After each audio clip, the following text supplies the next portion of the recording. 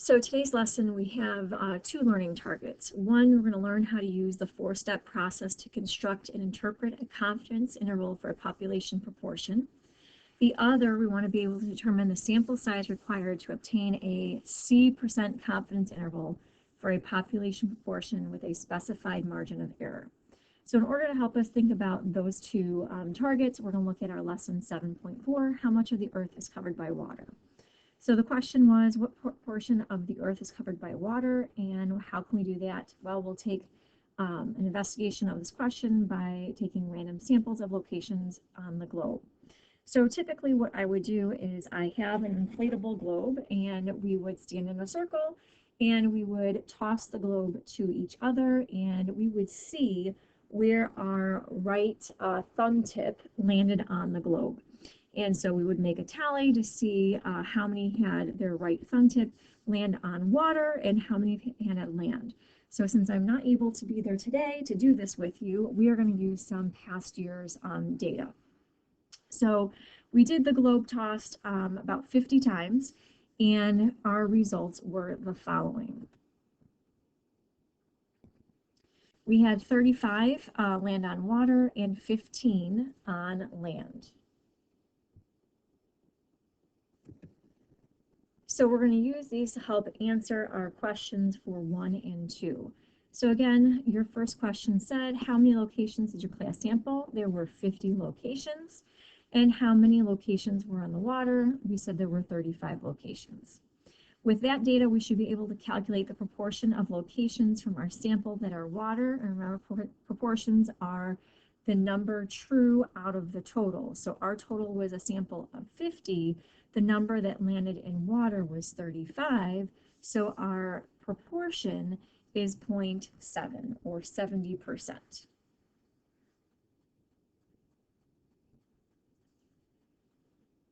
So now we want to think about constructing a 95% confidence interval to estimate the proportion of the Earth that is water. So when we're doing this, we think of a problem-solving process. We have the state, right? State the parameter that we want to estimate and the confidence interval. Well, the parameter we want to estimate is the true proportion of the Earth covered by water, and the confidence interval that we want to conduct it for is for 95%. Remember in our previous lessons, we said sometimes it's 99%, sometimes it's 90%, sometimes it's 95%. We just have to state what we're trying to estimate and what confidence level we're choosing for that situation. So now we're thinking about our plan, right? We want to identify the appropriate inference method and check our conditions. So what we've been doing in the past is we have our one sample and we use the Z interval for P, right? And we had those 3 common Z intervals for the 90%, 95%, 99%. And then when we check the conditions, well, we want to check for our random and large counts. And we randomly selected locations on Earth because we said we're going to measure wherever the right thumb tip landed on our globe. And then we do our large counts, right? Where we're checking the sample size times the number of successes, so the times it landed on water, making sure that's greater than or equal to 10. And then we're looking at the failures, right? The sample size times the number of failures where it didn't land on water, and making sure that's greater than or equal to 10. So if we're thinking about, yes, it was random because of where the thumb tip landed, and if we do our calculations for the large counts, then our sample size was 50, and for what we're looking for landing on land, our proportion was 70%. And so that means that was our success, right? So our failures would be 1 minus that, so that would be our 0.3, or 30%. And if we do both of those calculations, we can see that they are both, in fact, greater than or equal to 10, so both of our conditions work out.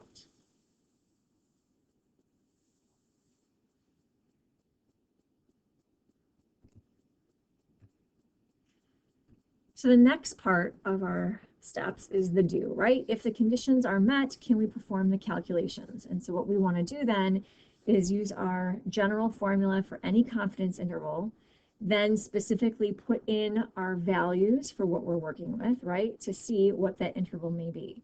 So here are the things that we're going to think about, right? So the general formula is taking that point estimate plus or minus your margin of error. Well, how do we find that? Well, in this case, we're using our proportional value, plus or minus, so it's to the right and left, right? Finding those two boundaries, lower and upper, of your z interval for p. And remember how we were finding that again? It was multiplied by the square root of the proportion times 1 minus proportion. So successes times the failures divided by the number in your sample. And remember that square root is over all of those items. And the critical value for z that we're using, again, it depends on what we stated that we were using. For us, we were doing the 95% confidence. So we're going to use this critical z value of 1.960 in our calculations. So let's start taking what we know and substitute in to see what the interval is going to be. So remember, our proportion for successes was 70%, 0.7, right and left. Our critical value for 95%, so that's 1.960. And it's making that times the successes times the failures divided by 50, and we take the square root of that.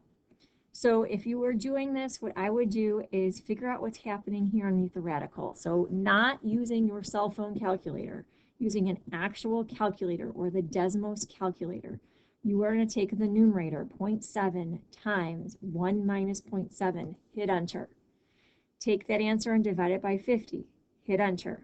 Take the square root of that answer, hit enter. Multiply it by 1.96, hit enter. That should simplify to the 0.127. What we're going to do is we're constructing the lower bound and upper bound, right? The interval from your proportional value. So I would take 0.7 minus that value, 0.7 plus that value, giving me my interval of 0.573 to 0.827. So saying that we're captured the true mean into that interval. So we've constructed the interval. The last step is always the conclusion. Can you interpret your interval in the context of the problem? So remember, the context of the problem was measuring the true proportion, or trying to get as close to the true proportion of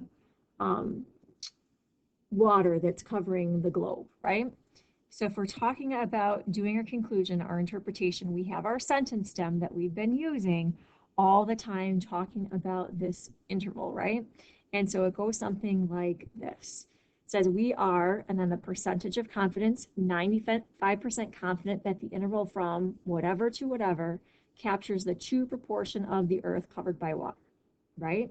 So all we have to do is substitute in what we were talking about, right? So we talked about the 95% confident, lower bound, upper bound is going to get substituted in here. So for us, it is from 0.573 to 0.827.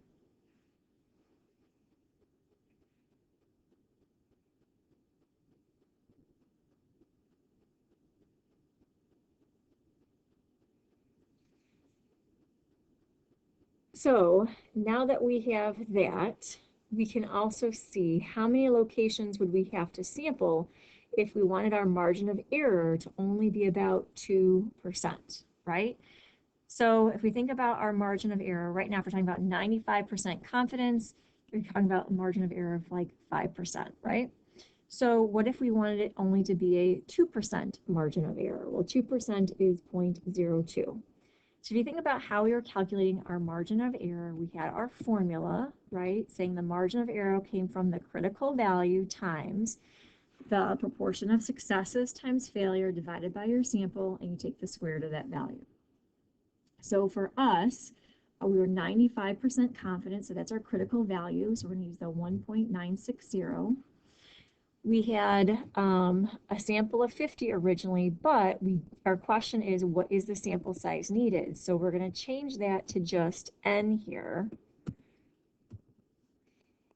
And the margin of error, they're telling us that we want it only to be at 2%. So we're going to change this to be our 2%. Now, we just have to substitute in the other values that we know for our proportion of successes times failures and undo this equation then to find how many locations. In other words, what sample size would we have to have in order to get to be within that 2% error? So let's see what that would look like. So again, remember our proportion of successes was 0.7, 70%. So then our failures would be 1 minus that, which is also 0.3 or 30%. So either way, we're just simplifying what we're working with. We're trying to find the number of samples, which is n. This is just an algebraic equation that you probably solved a lot in Algebra 2, where we're undoing it to solve for n. So our next step is undoing, so I'm trying to get n by itself, is I see this multiplication of 1.960. To undo that, we would have to divide each side by 1.960. So again, undoing the multiplication with division. So this makes a 1, and this would give me a value.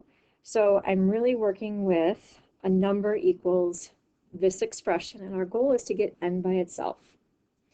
So the next thing we're thinking about is, okay, well, how can I undo the next step? And I see this radical here, right? Square root. Well, how do we undo a square root? Square root is to the 1/2 power, right? Which is like dividing by 2, which would be multiplying by 2. So we're going to square each side. So the squaring, right? 1/2 power times 2, that's a power of 1. That would undo the radical here. So we'd have this divided by n. And again, this is just a number. And we're going to leave that number to later on to work with. So again, we're trying to solve for n, and I see I'm dividing by n. So to undo that, so again, since we're dividing by n, we would multiply each side by n, because that would undo the division. And now n is here, right? No longer in the denominator, so we can still continue to undo it to get it alone.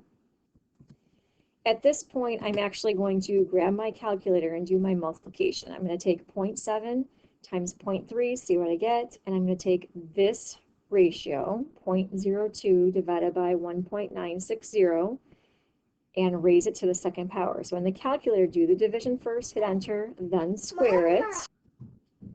So again, our goal is to get n by itself. It's closer, we can see it's multiplied by this value. And again, how do we undo multiplication? Division. So I'm going to divide each side by this really small number to get n alone. And so when I do that, and I take the 0.21 divided by 0.000104112, I get this for n. Now you want to pause here always and say, okay, what did n represent? N is the sample size. So for our problem, the sample size represented the number of locations where our thumb landed in water. Well, we can't have 0.84 of a location. We either have the location or we don't.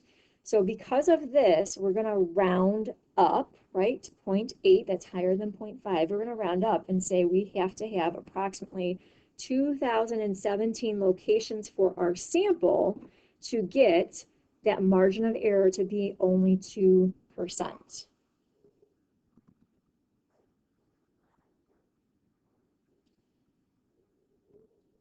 So again, when we're trying to find the number of samples, we're just undoing our algebraic equation, working with a radical. And when we look at the answer, we have to think about, okay, it's representing our sample size, so we're probably going to have to round up to represent that because we can't have a partial amount in our sample. So let's recap some of the big ideas for today. And so when we're talking about calculating the confidence intervals for proportion, this is the process that we go through, right? We want to state the parameter that we're working with and the confidence level. We have to have a plan. We're going to name the procedure. So are we using a sample from your Z interval for P? And then what conditions can we check? We want to check that it was random and the large counts. If those are both successful, then we want to perform the calculations. And so we've got our general formula for any confidence interval. and then our specific formula for the confidence interval that we were working with, and we showed you what we were doing with our proportion and our critical value for z. We substitute them in, we simplify, and we end up with our interval, and we write it with the lower bound first, upper bound second, within parentheses separated by a comma. The last part is always doing the interpretation of your confidence interval. We just use the sentence stem that we always have, saying we are whatever percent confident that the interval from lower bound to upper bound captures the true proportion of whatever the context of the problem was talking about.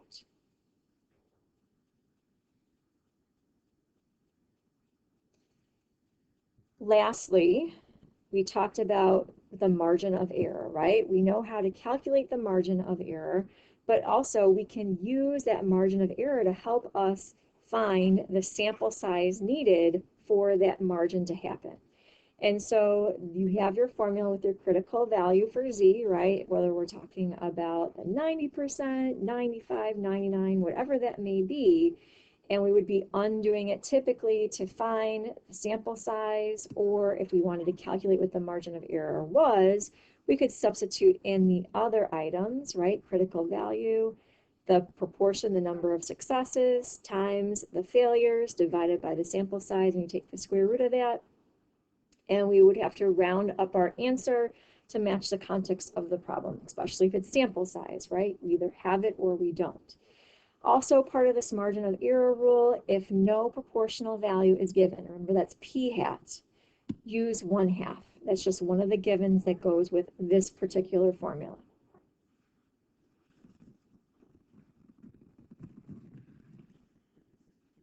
So now that we've talked about the two learning targets for our confidence intervals for proportions, you're going to go on to your application 7.4, talking about TV in bed, using your 4-step part of your plan, and then talking about that margin of interval again. Could you calculate the sample needed for those conditions?